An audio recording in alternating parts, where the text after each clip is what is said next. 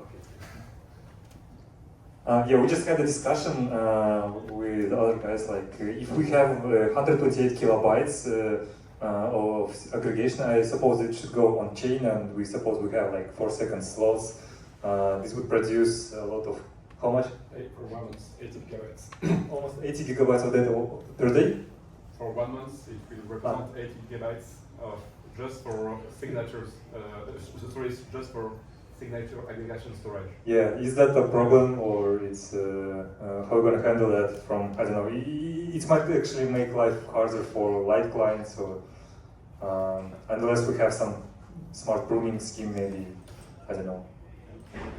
Just to complete, today on the Bitcoin chain there is something called the weak subjectivity period, which is, I guess, 3 months, something like that.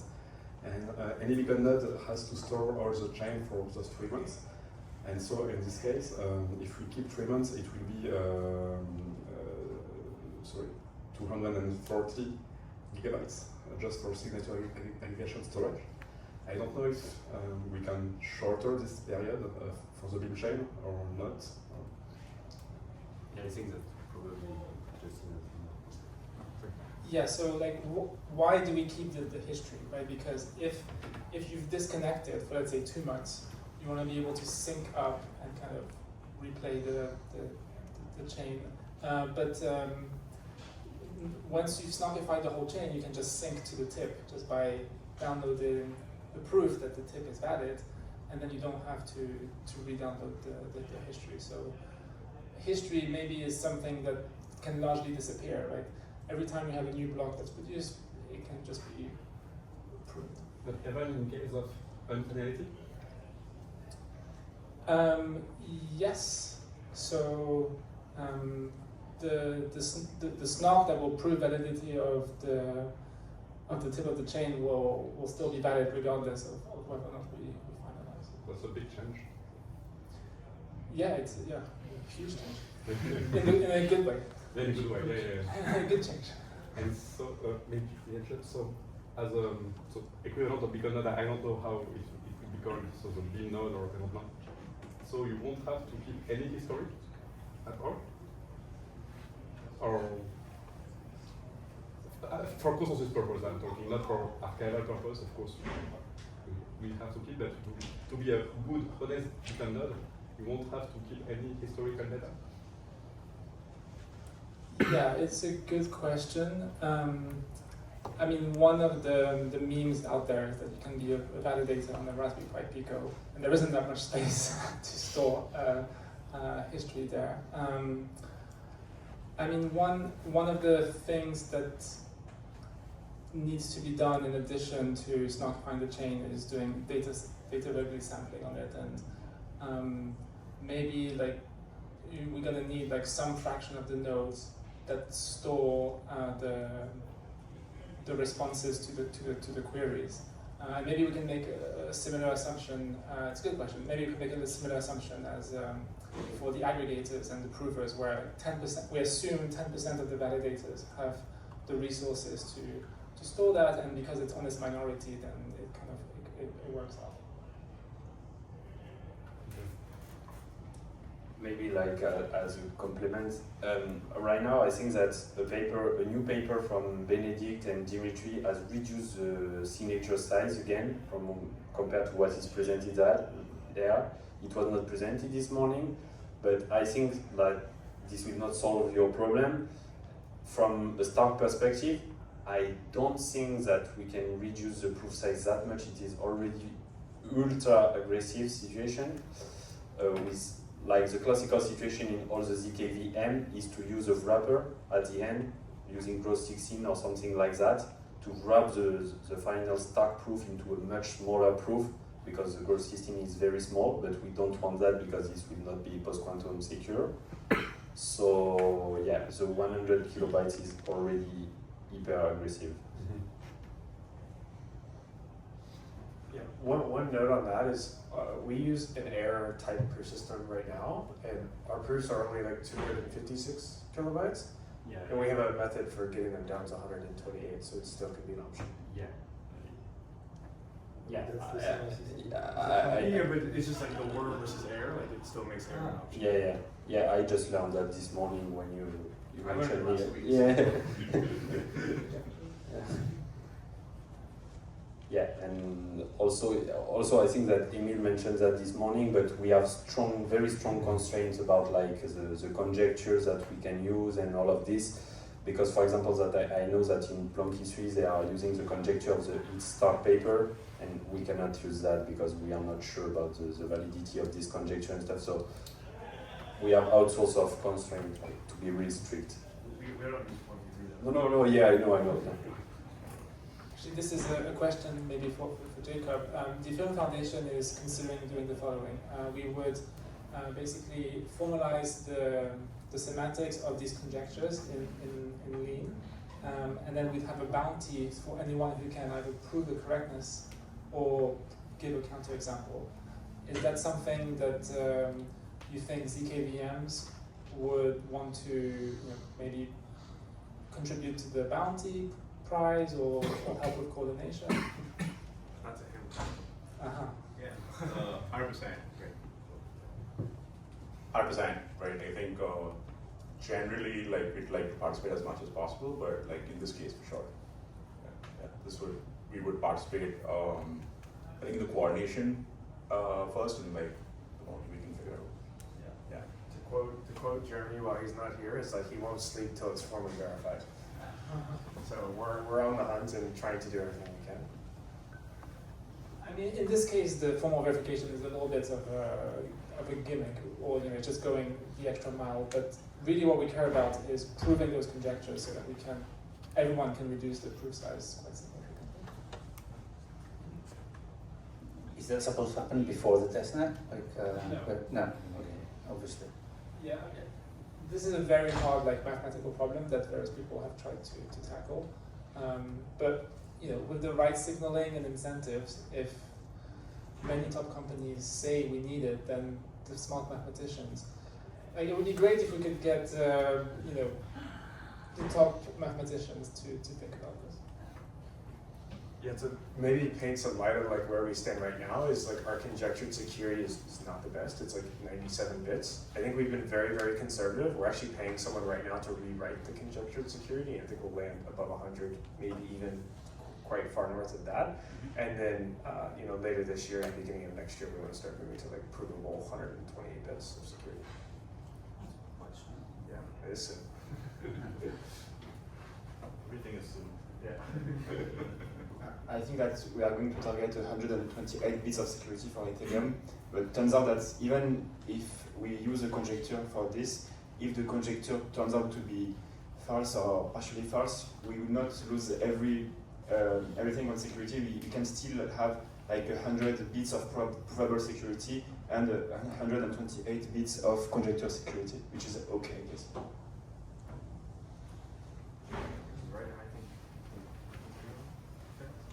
Picking up on an earlier thread around the proof sizes and whether we can put it in DAS or not, is it sufficient for the consensus layer to be a validium? We don't actually need to know the votes if we have a proof that the state is valid, right? Could we move out the aggregation from the hot path and have it maybe done later if we just get a proof that I can advance the state? And the beacon state is pretty small anyways. So. Yeah, that's a fantastic point. We only need data sampling on the state, not on the history, which is very different. It's very small, yeah. Yeah, that's it. Is that planned? Well, right now we're not doing database sampling at all. Yeah. Well, I guess we're doing it the naive way, just calculating the blocks. But one of the things that Vitalik's wants to do is basically remove the notion of blocks, take the execution blocks, all of it, including the headers and everything, concatenate with the whole consensus blocks, and then do database sampling on everything. And so, but I guess we would also want to add in the state to that. I just have a question. When you guys mentioned the security. I don't understand the link or like the correlation between more security and higher proof size. Or if someone can prove the conjecture security, by how much the proof would be reduced in kilobytes? 2x? That's the max? Well, there's different conjectures, but I think that is there is first, as Thomas mentioned, the head start conjecture, which is the most aggressive one, and then there is the conjectures about Reed-Solomon codes. First one, which has everything is in the paper called the proximity gaps for Reed-Solomon codes, and they have proven a result for the Johnson bound, which can be used in WIR because the authors of WIR think that this conjecture, this theorem, is also valid in the mutual correlated agreement setting, and the real conjecture is this result, but up to capacity, and this is like the conjecture that we want to be true to have fewer queries and smaller proofs. And so if this conjecture up to capacity turns out to be false, we will have to use up to the Johnson bound, so more queries and probably like a 2x factor between the size. 2x less than today or 2x more than the 128 kilobytes? I think the 128 kilobytes uses the conjecture up to capacity. Okay. You can multiply by 2. If it's false, you want to multiply it to 250. we're using the conjecture right now. It depends. It's accepting, I guess. But the 128 kilobytes, that's with the conjecture. yes. I guess yes. But not So the you one cannot go of to it. 60. Sorry? You cannot go down to 60. 64. We can't Yeah. go down to No. 60. No. Okay, so it's the really low ceiling on the... Yeah. Okay. Maybe no. I think below 100 kilobytes it seems. Okay. Cool. Okay. So thanks for a very smooth transition from Thomas. I didn't get to introduce myself. I'm Yanis. Thanks, Justin, for the short intro before. I'm with the ProGlub team, and we're focusing on the peer-to-peer layer of networks, of Web3 networks. Have a lot of experience with libp2p, but not only. And of course, we're keeping an eye into the BIM chain particulars. And could help in any way if and when needed. I don't know. This session was kicked off, as I said, thanks to the very smooth transition. But maybe a first question would be, when would a testnet be desired, other than, I don't know, next week, of course, but a realistic target just to start getting, the session is about post-quantum testnet, so I don't know, if we put our managerial hat on, there should be a target date, some requirements, what do perhaps client teams want to have done by then, for those of them that are here. I'm not sure if everyone needs to be at the same level, I guess not. And then what would a successful testnet look like, maybe? First kind of metrics, of course, things should not break, but maybe we could go into a little bit more detail. Maybe many questions at once. So the first one, like, when is an ideal date a target? Okay, so this is just my personal opinion, but let me answer the two questions. In terms of timelines, the way that I see it is that Q3 is when we would implement and spec out the cryptography. Mm-hmm. And so ideally, basically, immediately after, we would be able to boot up a testnet. Now, what would the testnet do? I guess we could, the natural starting point is just to look at one single subnet of one of the layers. And in my mind, that's roughly of size 1,000 nodes. And we could try the simplest thing possible, which is just plugging in gossip sub as it exists and see if things break and see what kind of slot durations we can get. And if the slot duration is just much higher than what we want, then we need to start thinking of optimizations to bring it down. So for example, interoperability between different clients at the yeah, at the networking layer, having the signature aggregation and stuff would be part of the testnet, or perhaps more small-scale experiments in the run-up to testnet. I mean, we already have interop, right? Yeah, of course, it works today. Yeah. So I guess we would just reuse the libraries as they exist, and we could have as many wrappers as possible around the cryptographic library in various languages. But those would be like absolutely minimal wrappers that wouldn't do much. Okay. I just wanted to add that interoperability is really holding you back on that. So interoperability is just introducing a bunch of edge cases which are really implementation related. So when you are testing, doing that kind of test for the performance, well, how far I could arrive, you really don't want interoperability in the middle, actually. It's better to separate these two aspects and do the interoperability testing as one part and the kind of performance testing as another one. Because for the performance, you already have a bunch of dimensions to explore. You don't want to have one.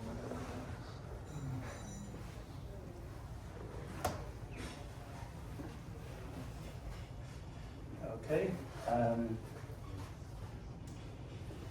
Maybe another question related to that, maybe to client teams for the testnet. I have seen that many of you client teams are trying to re-implement, for example, the XMSS signature scheme and stuff like that.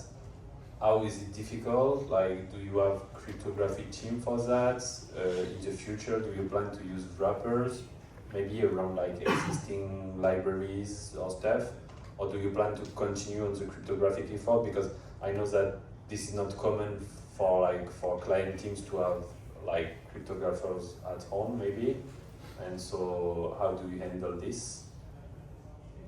So for signatures, since they are happening outside the ZKVM, I mean they are separate ZKVMs in itself. So we'll start off with using bindings for the Rust libraries that you have created, and then basically see whether at what point they get mature and the scheme is sort of fixed, and see if there is some value in translating them into, for example, Zig.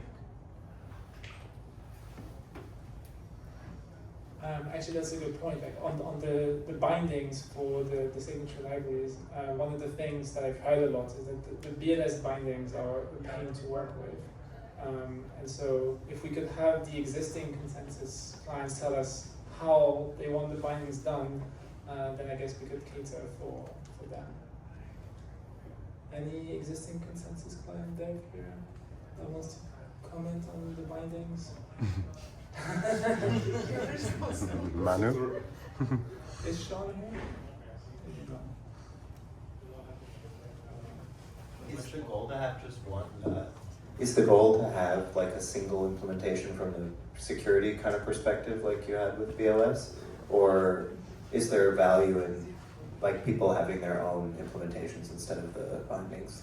We have two cases as well, because we have CKZG, which is well choosing to have this centralized approach, like the BLST or BLAST. In my opinion, for this kind of things, it would make sense to have like a strong cryptographic team implementing that, and then bindings, rather than have like scattered implementation of cryptography. My 2 cents. But so far for BLS and KZG, we follow this approach. So KZG library itself has bindings subdirectory where various bindings are being released, and client teams themselves, they basically go and maintain those bindings as well. Yeah, I would go with one and just put as much effort in security, especially for more verification, which should be possible given the simplicity of the designs. So like so the bindings are what are important, and the actual like logic is just one super optimized thing that's been hardcore verified. That's it. Don't touch it. But for example, we have also seen the alternative implementations of KZG come up, for example, in Rust and all that, right? So Kev, for example, created a library that is in Rust, and I just sort of verified that it was working, interoperating well with other libraries. I mean, I know this because I did this small bit for that. So yes, I mean, but we know that, okay, there would be one major library which will be sort of seeding everything. The prod one. Right. And then people will come up with their own versions and make the interop happen. Cool. Okay, so yeah, going back to the beginning, if we assume that there could be a testnet in Q4 of this year, maybe we could go around the table and see what client teams will want to have implemented by then. Does that make sense? As like I've seen throughout the various presentations today, more ZKVMs integrated, implemented, or having interoperability with other things. Would that be something useful to start setting perhaps the roadmap team?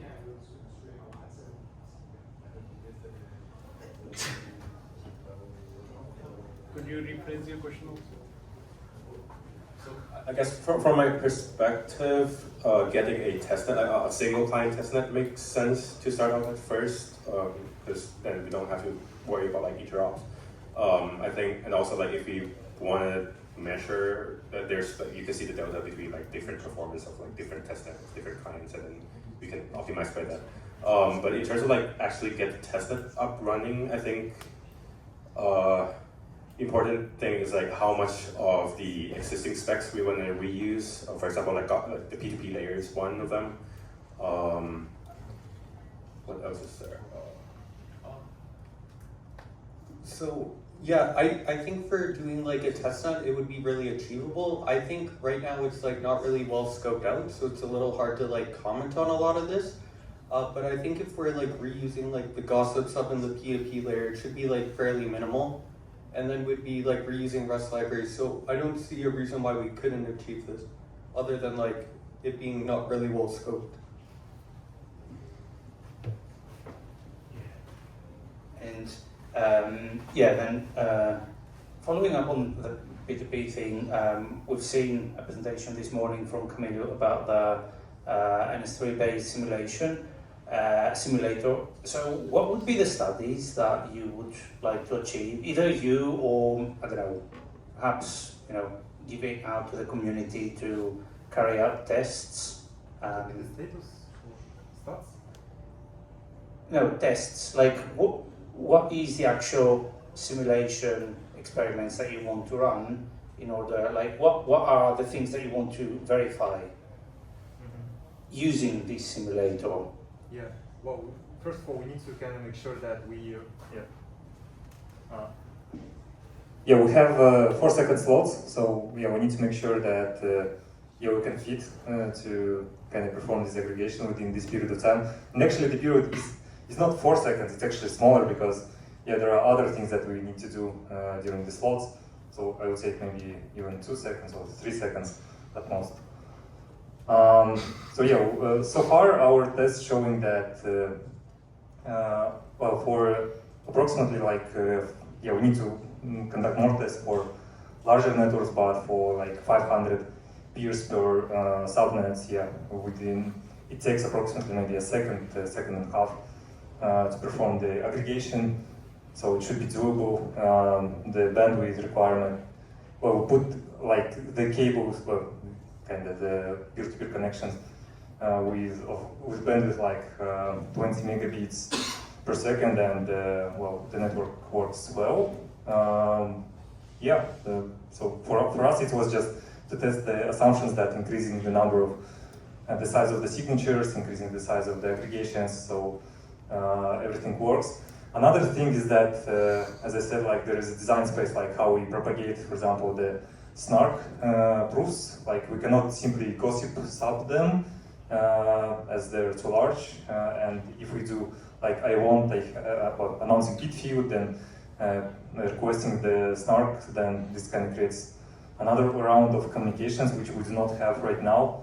We need to test this a bit more thoroughly, like if it's also delays the aggregation so much. But so far, results showing that even with gossip sub with standard mesh of size 6, like connecting to 6 random peers, it should be good. For the snarks. Yeah, for the snarks, for the current signature aggregation scheme. Yeah, there are things, however, like if we perform like 3SF, I assume we're running multiple rounds of aggregation in parallel. Yeah, maybe this is another thing that we also need to test, which we are currently not doing. Also, would be great to check, like, first once we perform this aggregation, yeah, I would add maybe and try to test like how, with this aggregation, the final snark should be broadcast to every peer in the network so that it could be included on chain. At least it should be sent to the block proposer of the next slot, I assume. Yeah, so there are still a few parts that I will test more, but the most important thing is like, with current aggregation scheme, I think, yeah, we do not really impose a lot of requirements, additional requirements for the network bandwidth and throughput. So yeah, the scheme should be okay, and we should be able to aggregate within less than 2 seconds or so. Yeah. Okay, so the simulations that you want to do is primarily to verify that things are going to work okay. Yes. Yes. And this is with the normal gossip sub, not any 2.0. Yeah, it's a gossip sub. We used gossip sub, I think 1.2, because we also have I have messages to reduce duplicates. Yeah, so it's 1.2, right? I don't want thing. I don't want thing. Yes. Yeah, I have is 1.1. Yeah, so what I wanted to add is more of a methodology thing on these tests. So if you set it up like this, like you take the minimum requirements, then you run it, what you get is a sums up, it's working. If you run many iterations, you might get a percentage, like it fails with 10 to the minus 3. Still, you learn little. So it's much better if you do it in a different way, is that you are searching for ways to, let's call it nasty scenarios, which will happen, like during the night it's working, during the day it's not, because during the day there is a football event. So you have to search for these nasty scenarios, typically with one parameter that you can tune, and then you find the breakage point, basically. And when you have this kind of, you manage to map out this, like bandwidth scale down, partition network, these kind of scenarios, then you have a much better view of kind of what's the robustness of your solution than this trying to say, let's say, everyone should have 20 megabit, and then we have a sums up. Because on average, in 1 second, everyone is getting it. So it's just try to think in the terms of like scaling down the resources available, and then seeing how robust is my solution to these kind of just nasty scenarios. Then we can also speak of attacks, but this is just the nasty network behind it. And what would you stress test? Yeah, so just if for example running that thing, I would reduce the bandwidths. Like it's nice to say everyone should have 20 megabits, but there will be scenarios when you don't, cases when you don't, when part of the network doesn't have it. Partitioning is a typical good test. So you say the bandwidth between nodes in Asia and nodes in Americas is limited. And then you see how your nice thingy transforms into a catastrophe, basically. Yeah, and when. It's 20 megabits or megabytes? Oh yeah, I was just showing the number.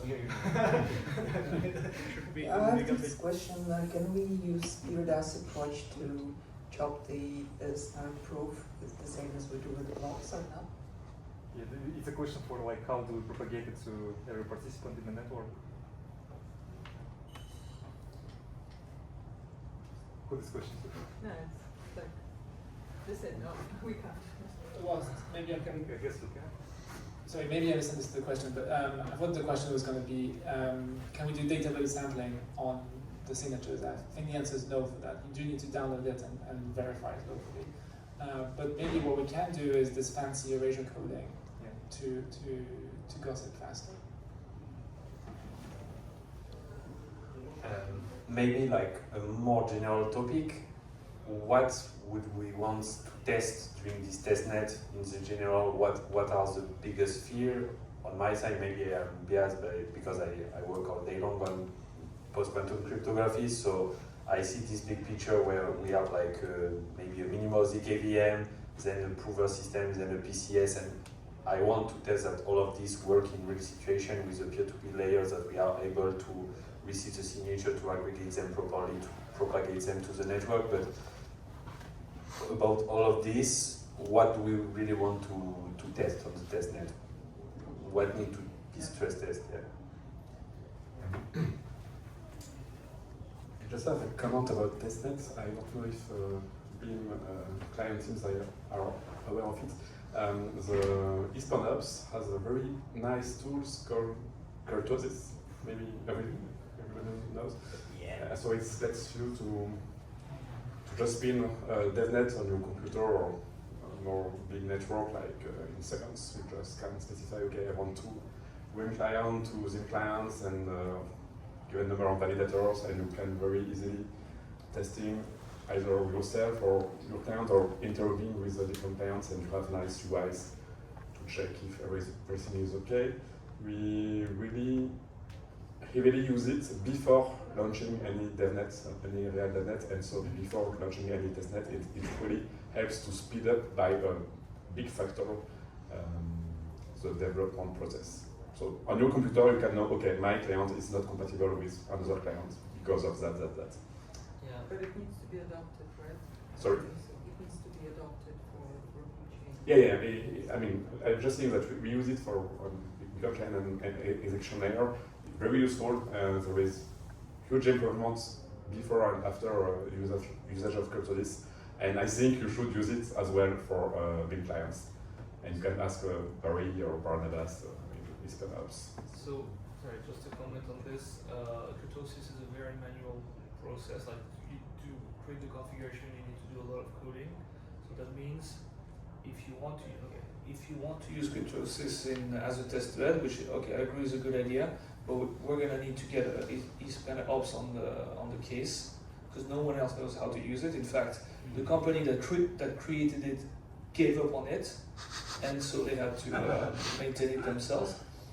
I'm just saying that is probably going to add quite a lot of delay in the timeline. Perhaps it could be some automation and like a guideline on how to use it. Yeah, actually, that's true. However, I can talk for Prism. I had to modify. I wanted to add some modification to the Prism support in Kurtosis, and I did it myself. It was not so hard, so I guess everybody here we should be able quite easily to do it for their own clients. Just take an example of another client. You see how it is done. It is in Starlark, which is kind of Python language, and it was not too difficult, actually. But yes, that's a good point. Yeah, but it's mainly configuration management and synchronization of configuration Yeah, options between clients. configuration management is when the adapter is done for you. When the adapter is done for your clients, then you only have to configure with some YAML files. That's mainly the adapter itself is mapping your configuration to. But and that's kind of. It's still a little bit of work to do still. But it's not infeasible. Where's the effort? Do you know like the amount of work required like to adapt that to the Beam chain, if it is really specialized toward like the Beacon chain, if this is a completely rework of the system, or it's not specialized on the Beacon chain. It's we use it for the Beacon chain. Here it won't be a simple translation, because we have new signature schemes that would need to be you will need to generate validators and their public keys in a very different way and set it all up, so it might not be a small task. But you need it for testing infrastructure anyway, right?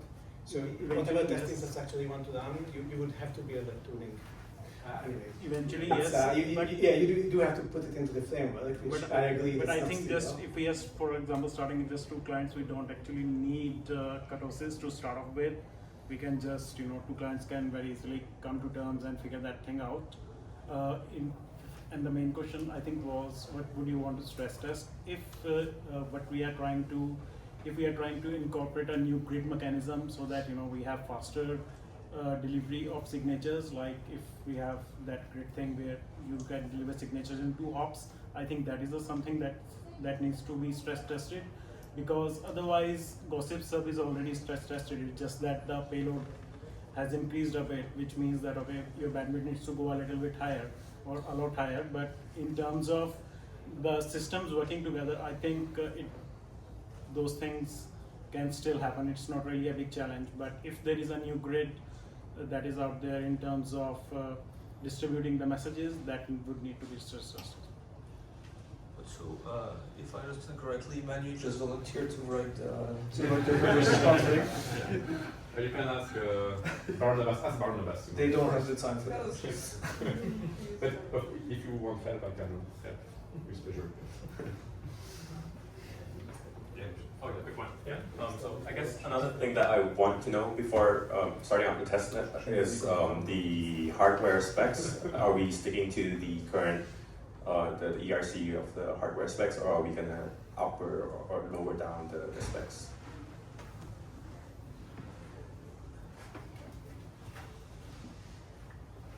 For me, I think that this is almost the same, because as we discussed like at the beginning with Emil, worked particularly like on the GPU version to have like the target for the signature aggregation throughput. But at the end, we kind of figure out that the CPU should be enough. So I don't think that we need fancy thing like to do the testnet. That is my current opinion. Maybe Justin, you have like a different one. Yeah, I agree. I wouldn't increase the requirements, but what we could do is, for a very large subset of the nodes, decrease the requirements. So we can have them run on like the weakest machine on the cloud, for example, for 80% of the validators, and see what happens. So that would be for the testnet, for the testnet. Yeah, because we only need on the order of 10% of 10% of 1,000 being 100 aggregators doing the work. I mean, 100 is even like more than enough.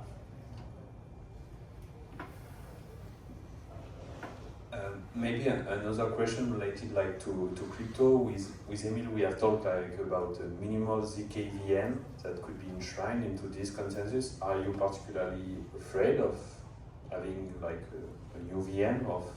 Because I know that each time we are talking about VM, we can have like thousands of tweets about this. So do we have particular concerns, questions?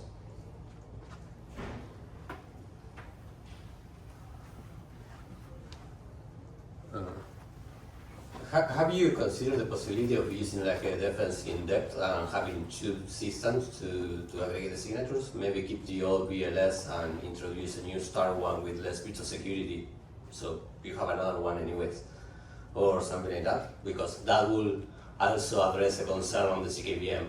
Is that you go with 2 for a while, and then when we are really confident on the new one, we can just ditch the old one and keep it.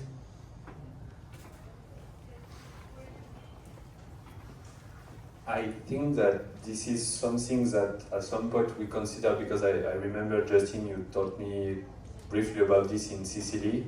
Like, this is a possibility that we could go like starting from BLS, but I'm not sure that this is the best idea right now, because as mentioned in your talk, Justin, this morning, the best is maybe to start with the state of the art, like, and go like straight for that.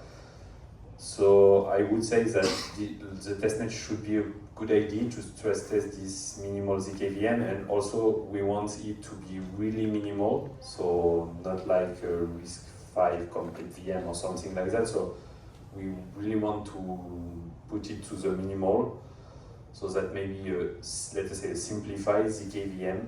Yeah, that is my point. I don't know if Emil or Justin, you have like a complementary point on this.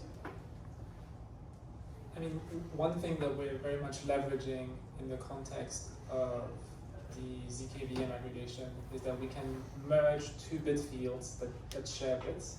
That's something that we can't really do with BLS. So I actually think it's an interesting idea, but BLS in that sense is strictly less powerful than what we would for the permissionless aggregation. I think that maybe the question was that for first testnet we could like test all the other components that are, let's say, less risky in the for the beam chain, and then when we have more confidence about like the ZKVM, let's say 1 year later, then we can add it to the spec. And but yeah, not sure this is maybe a good idea. I think we should be functional from day one in the sense that we have all the components over there and keep iterating on it rather than saying that, okay, we'll delay risky parts to a different timeline. I mean, I guess there could be like multiple layers within a single subnet. So, for example, there could be just the gossiping of the leaf signatures, which is kind of separate from the aggregation of them. So, in theory, we could start today with what we have for the gossiping, and then only do the recursion part, the aggregation part, once the recursion is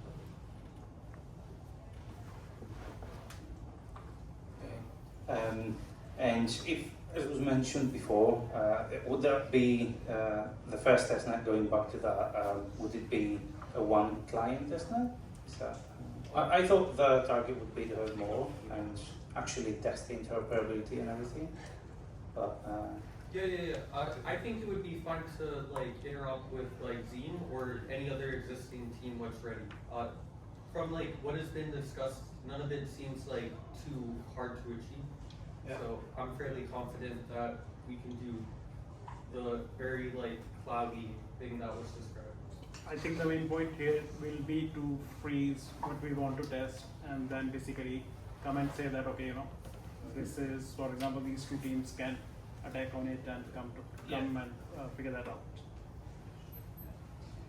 Just advocating a little bit for the one client testbed, not in the sense of one client, but something which like Kutos, for example, so that every single client can do its own testing, because then you have full ownership of actually what's happening, and you can go in and find problems. The problem is if you already mix it with the interop, you'll be there debugging interop thingies, and you have no idea what's happening. Yeah. So that's kind of the. So before interop, yes, you do self-interop, right? Yeah. So just definitely the step that you will do before you will start interacting with a different system. Yeah, it's just when you are doing this larger scale, I think it's better to architect in a way that maybe in a rotation of even different clients are going on the bigger infrastructure. If I think maybe PandaOps can sort of guide this process as well, because they have been doing interops and they have been churning out hard forks, and so they have had some learnings doing all that. So if we have that, we'll get all the wisdom that they currently have and apply it. I think they don't have this learning yet. I'm trying to discuss it with them, but that's what I'm saying. Yeah. I would like to add, if you're going to interop with two clients, so probably it's time to think of would you like to standardize the metrics, so if you want to measure the same things, so it's the earlier the better, so just think about it, what you want to measure, and for two clients you can standardize it, and out of the box you will see the same results, and you can compare it. It's just easier. Just to add a bit, I think in terms of coordination, it actually might make sense to focus on interop, because then we can work backwards on our own devnets and like testing single client testnets. I think that could be like each client's own timeline.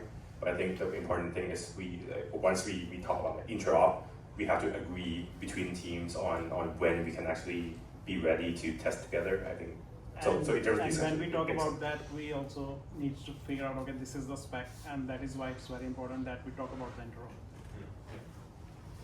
But then this needs to be done beforehand, right? So each team would have to do the testing before the actual testnet.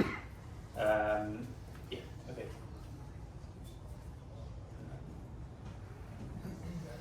I think that also for this kind of testnet, we will probably need more observability on new things. For example, the validator set, the validator keys, stuff like that on kind of a new kind of block explorer where we need outsource of like the proof that could be published, the proof size, and also have information about like cryptography. Yes, that ties in a little bit to Kobe's point, which is that the testnet is not well defined. I guess the most minimal thing that I can think of is that we have exactly 1,024 validators. We have round robin, so we just rotate through them. And then a block is just the slot number, the parent hash, and the aggregated signature. And I guess the signature of the block itself, and then that's it. And then the block explorer can also be extremely minimal. Do we want like the proof to be on the block explorer, for example, or this is something that you don't envision at the beginning? The proof being the aggregated, that would go. Attestations, for example, that you currently have on Block Explorer. So instead of that, we'll have this aggregated.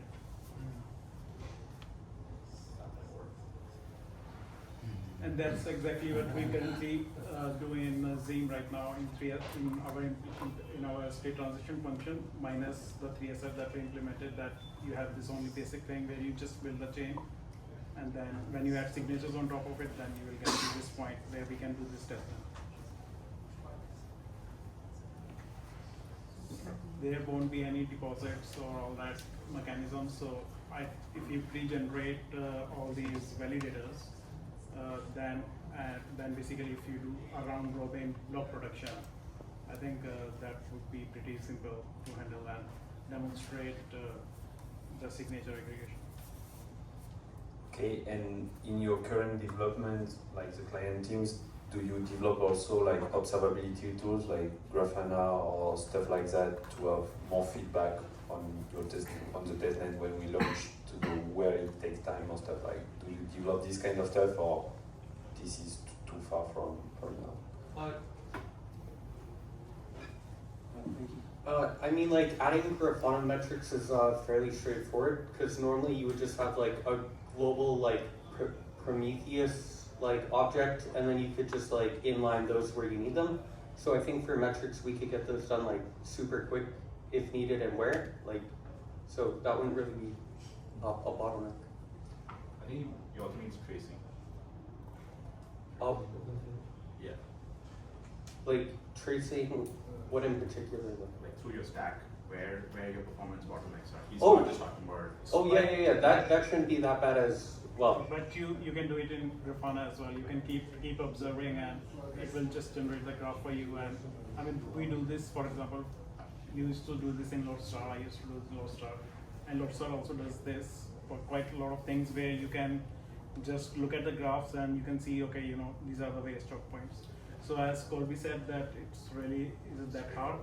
Do you have this kind of tool in Zig, or? I'll need to check Prometheus integration with Zig, but I'm not sure as of now. But maybe it shouldn't be that hard, I guess. It's not going to be a problem because Zig interfaces with C. But the hard thing about open tracing is we have to agree on where exactly like we want to trace things. I mean, but that's what Katya said, that once we define what the metrics that we want to capture, that sort of. Right. Do you want to brainstorm ideas on the metrics? Do you have any ideas? I mean, I think right now it's a little premature to talk about metrics because we can figure out this quickly when we need to. I think the metrics, I mean, even if we just want to give a rough thought on it, the metrics would be, okay, how many hops that the signature is taking to, get aggregated, and then, so what is the aggregation time? Apart from that, I mean, these are the relevant metrics that come to my mind, okay? You can say that this is the bandwidth and how it scales when you keep adding more and more validators.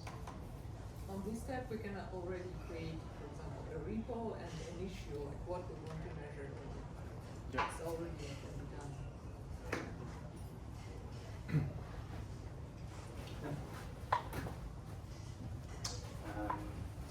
Okay, and I wanted to get back. I can't remember actually if it was answered. What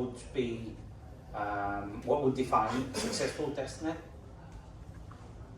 Things not breaking, obviously. Finalization. Sorry. Finalizing testnet. Yeah. I mean, this would be the first of many. So I guess right. there would need to be some kind of, you know, KPIs of sorts, you know, like what should be successful in order, because otherwise there wouldn't need to be any second testnet. It would be, okay, ready. Let's How do much it. traffic was going to be? Is 4 second slot is a must or not? I guess so. Huh? We have lots of Oh briefings. yeah. Sorry.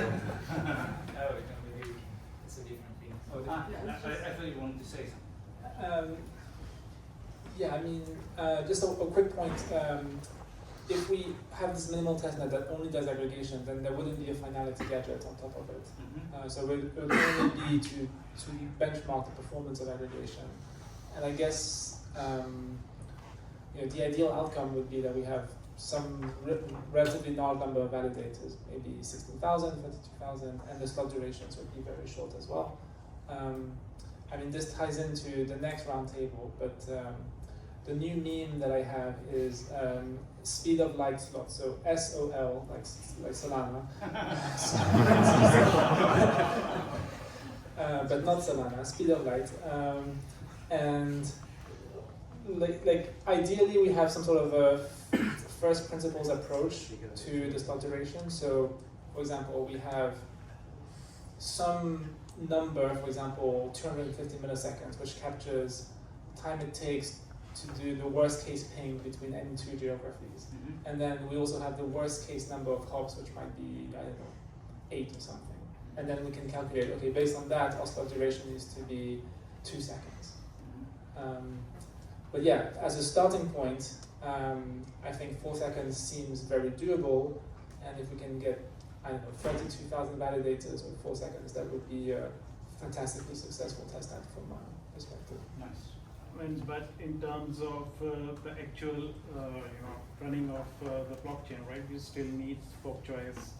So it would be beneficial to have, I think, maybe mini 3SF or something like that, so that your state tree also doesn't go too big, and otherwise you will have to have very small testnets, because if you can fork from anywhere, then I mean, so you will have to have defined some of the rules that, okay, you know, this is the depth, maximum depth that you need to keep for your states for, and all that. I mean, I'm just thinking out loud here, but one thing we could do is not even have a chain, but just have like individual blocks, and the message that you're signing is just the slot number. So you're signing 1, 2, 3, 4, and then you just do the aggregation part, and then you somehow log it on Grafana or whatever, but you don't have an actual chain.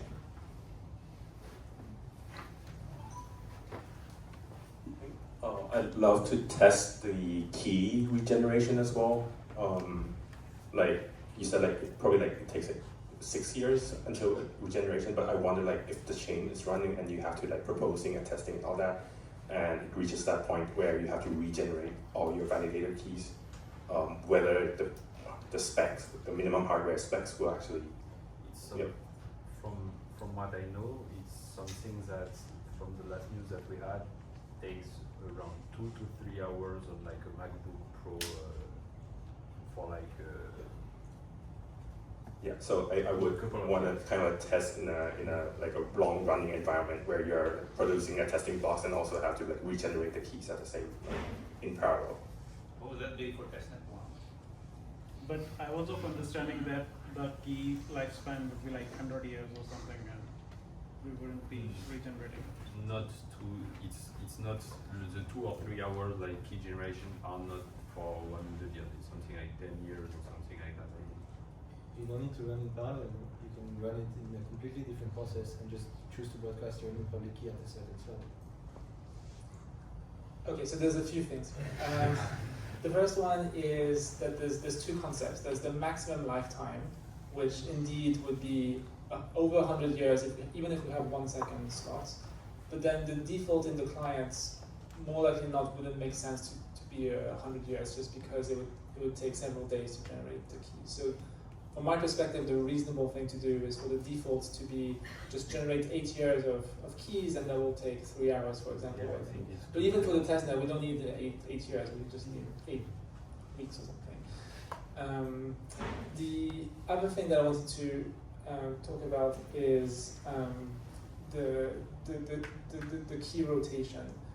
So this is one of the annoying things about having stateful signatures is that you need to signal your intent to exit as a validator early enough to cover the worst case.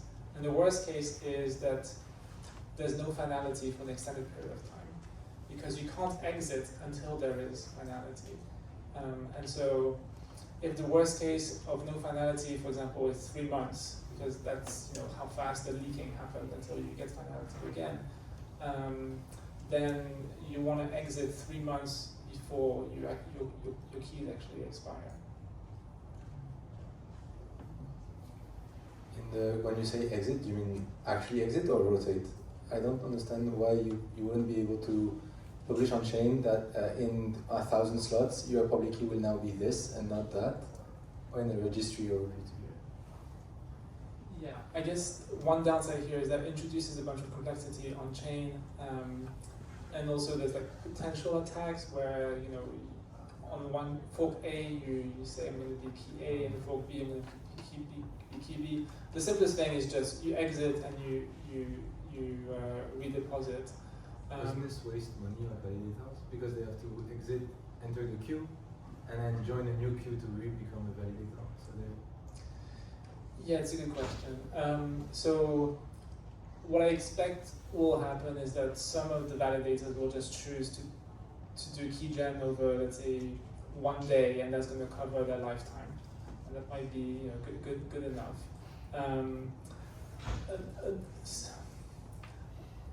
Yeah, I mean, that's the simplest thing. The other answer that you could give is that you could calculate what is the exact loss that they will have to do to the impact if they have to withdraw and then redeposit. And one of the things that we're looking to improve is the speed of the withdrawal and deposit queues.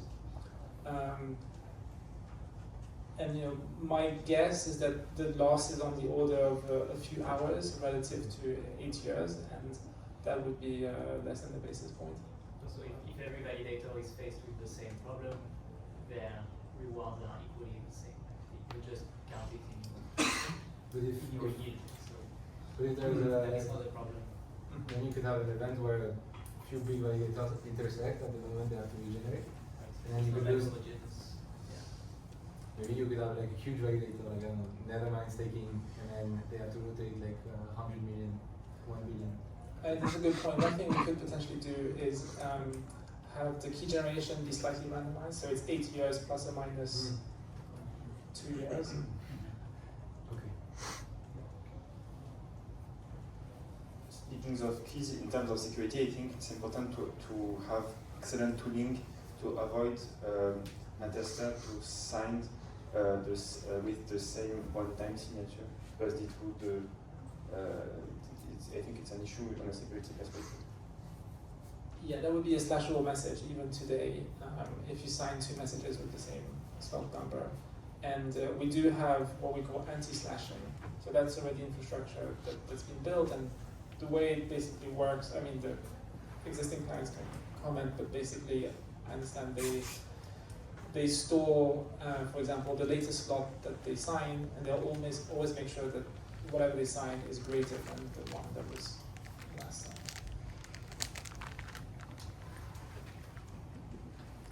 signed. So one of the assumptions of Beam Chain is that doing the transition from BLS to post-quantum signature is very hard, and so that's why we should bundle the change of consensus mechanism with it. I believe we shouldn't block the consensus mechanism on doing the transition to post-quantum signature, and so I feel like something that would be helpful to know well in advance is exactly how hard this transition is from BLS to post-quantum signature.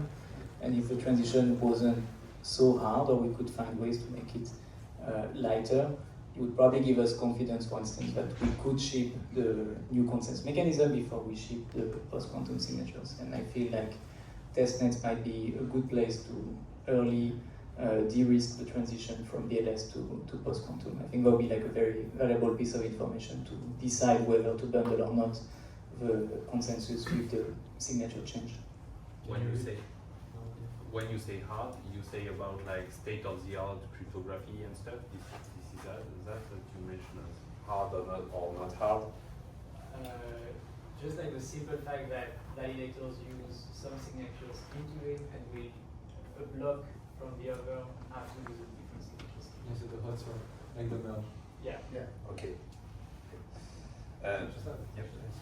Well, can you repeat what is the consensus actually? What is the new consensus gadget? I just realized I don't know. Well, there is FreeSF is one proposal. Some of us believe that we should go even further because there's a new class of consensus mechanism like Solana's Alpenglow and others that were published in the last few months that seem to be even more optimal, give you even shorter slots and be like just more performant, generally speaking. So yeah, we might want to accelerate on these. So what you're saying is TSF is completely separate from XNSS? Yeah, it's different bucket of work. Anyway, yeah. So you could start with the TSF to go with the hardest hot swap and no, actually no. You just. I'm saying there's a consensus change and there's a signature. So we should unbundle them. I don't know, but I think if we knew that the transition of the signature was easy, it would make sense to unbundle.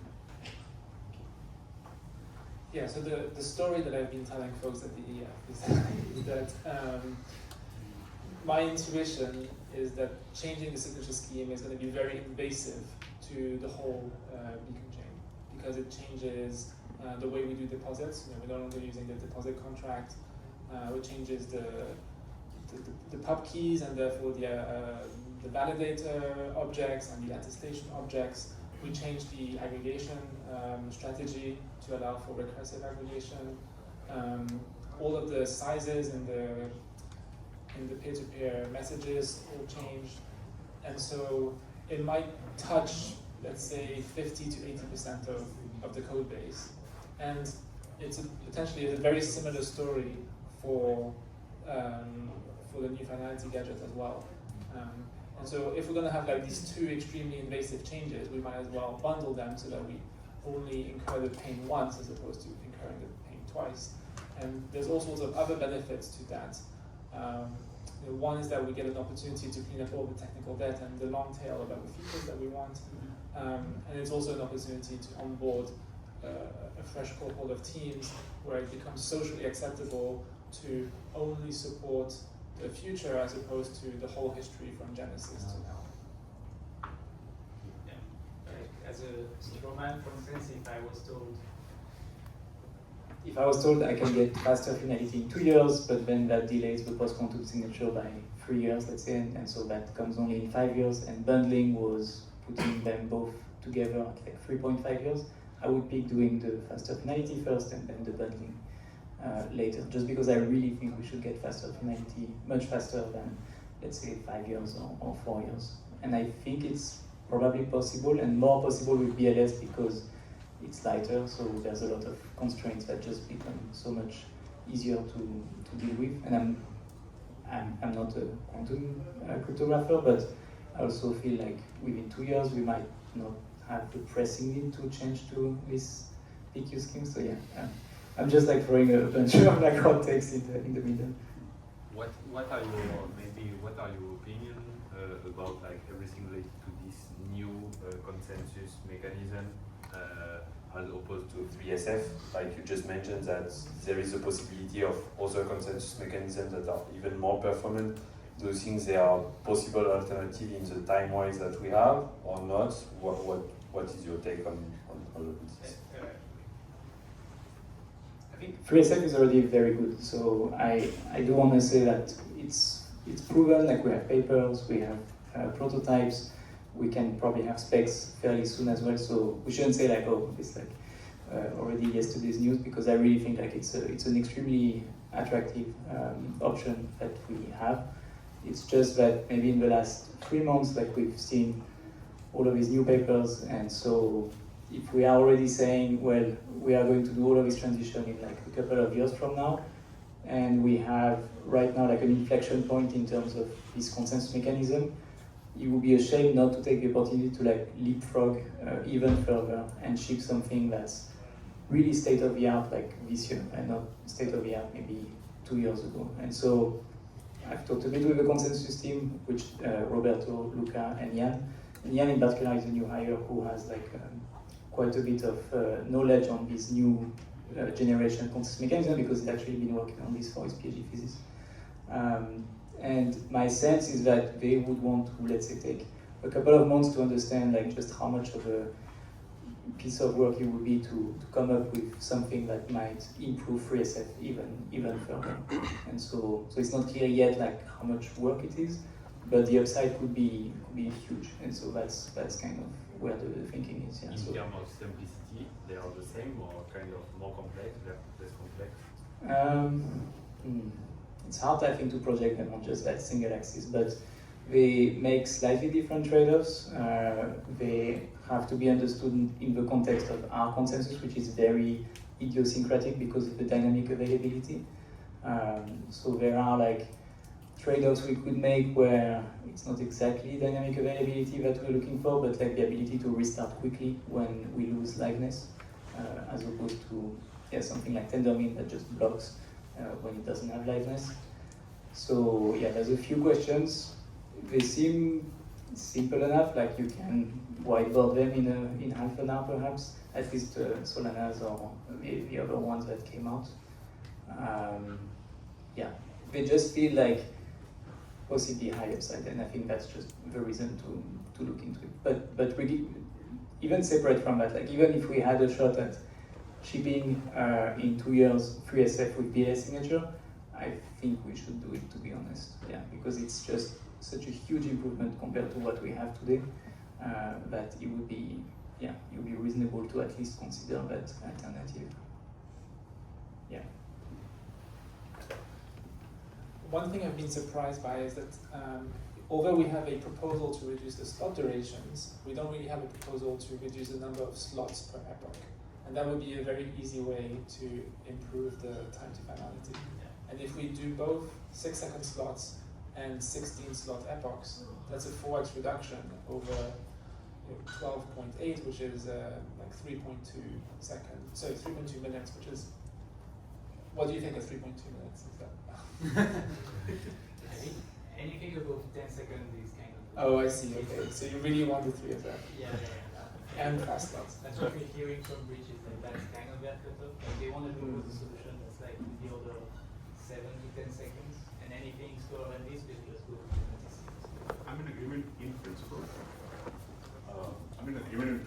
It's like if there's something that you can ship faster and get out of the product, you should just do it. There's just I agree with what you're saying as well. It's just like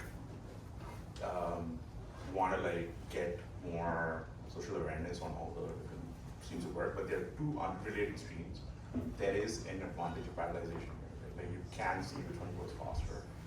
And if you get it done, go to production. In this case, your optimizing function is time to production, not necessarily, trying to get more people just sort of aware and involved.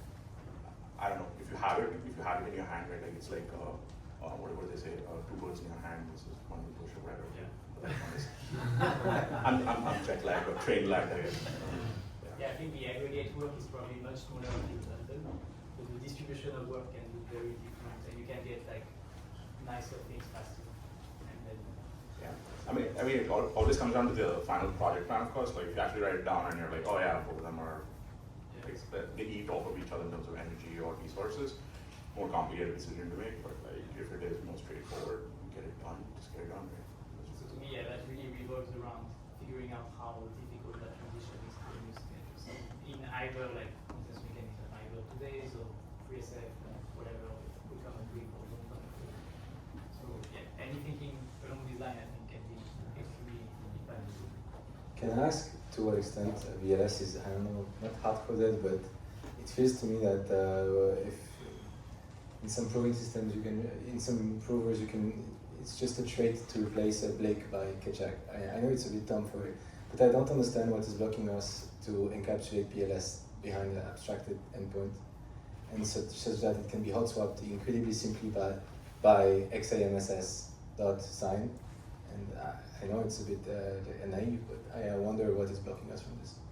I mean, if we did that, we just couldn't have 12 seconds of time today, right? Like there's just too many validators in the set. Yeah, but it could be a parameter instead of something kind of like hard-coded into the consensus itself.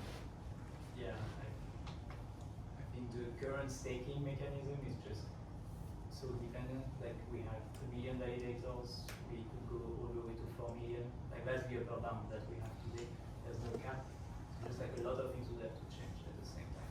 If we were just like for swapping. I mean, like doing, for example, doing 3SF with BLS, in a way that BLS is not a first-class citizen, it's just a choice. Oh, it's such that you can hot swap it, not even to maybe XMSS or maybe Lattice, something in 2 years or just anything at this point. I think these kinds of directions feel to me very good to explore because they give us just more optionality.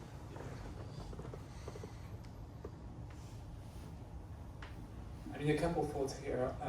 One is that BLS doesn't have the exact same API where you can't do the recursive aggregation. And two, one of the risks of kind of going as fast as possible with BLS and then saying, hey, we're going to move to post-quantum is that we might have the slot durations be way too short, for example, and then we'll have to go back to longer slots, or maybe to fewer validators or some sort of trade-off that we'd not be willing to make. We're actually out of time for this roundtable, but I thought it was very productive. Thank you so much for your participation.